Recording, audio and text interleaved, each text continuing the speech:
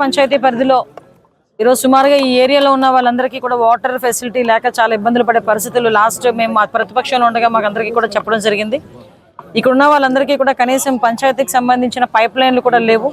So వీళ్ళందరి బాధ ఆ రోజు వాళ్ళందరూ కూడా చెప్పడం దృష్ట్యా ఈరోజు వాటర్ ట్యాంక్ని ఇక్కడ శాంక్షన్ చేసి ఇంచుమించుగా 1500 మందికి పైగా ఈరోజు హౌస్ హోల్డ్స్కి కనెక్షన్ ఇచ్చే విధంగా పైప్ లైన్కి వాటర్ హెడ్ ట్యాంక్కి రెండింటికి కలిపి 95 లక్షల రూపాయలు శాంక్షన్ అయింది. దానికి సంబంధించి ఈరోజు ఇక్కడ శంకుస్థాపన కూడా పూర్తి చేయడం జరిగింది.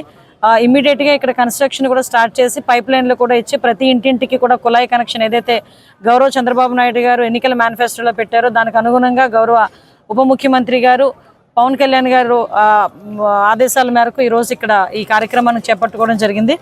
దీనికి ఆర్డబ్ల్యూఎస్ డిపార్ట్మెంట్ వాళ్ళకి, పవన్ కళ్యాణ్ గారికి, అదేవిధంగా పెద్దలు ముఖ్యమంత్రి వర్యులు చంద్రబాబు నాయుడు గారికి ప్రత్యేకంగా ధన్యవాదాలు, నమస్కారాలు తెలియజేసుకుంటున్నాం.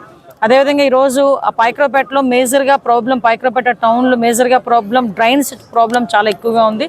ఈ డ్రైన్స్కి సంబంధించి ఒక డ్రైవ్ ఏర్పాటు చేసుకొని ఎక్కడెక్కడైతే డ్రైన్స్ లేవో ఆ డ్రైన్స్ అన్నిటికీ కూడా ఇమీడియట్గా 1 కోటి రూపాయలు శాంక్షన్ చేసి ఇమీడియట్గా ఆ డ్రైన్స్ను కూడా పూర్తి చేయడం అన్నది జరుగుతుందండి. ఎందుకంటే ఇక్కడ నేను వచ్చిన తర్వాత నేను ఇంతకుముందు ఎలక్షన్లో తిరిగినప్పుడు కానీ చాలామంది డ్రైన్స్ ప్రాబ్లం చాలామంది చెప్పున్నారు.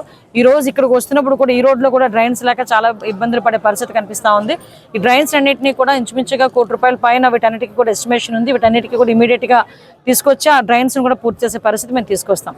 లాస్ట్ గవర్నమెంట్లో ఏదైతే వాళ్ళు వదిలేశారో అవన్నీ కూడా ఇప్పుడు మేము రిస్టోర్ చేసుకుంటున్నాము. మళ్ళీ ఒకటి పనులు కూడా పూర్తి చేసుకుంటున్నాం. మీరు అందరూ గమనించే ఉంటారు, మొన్నే అడ్ రోడ్ నుంచి నర్సీపట్నం వరకు ఎన్డీబీ రోడ్లు కూడా ఇంచుమించుగా 24 కోట్ల రూపాయలు పెట్టి రోడ్డు వేయడానికి కూడా మొన్నే శంకుస్థాపన చేయడం జరిగింది. మళ్ళీ ఈ రోజు ఇక్కడ శంకుస్థాపన చేసాం.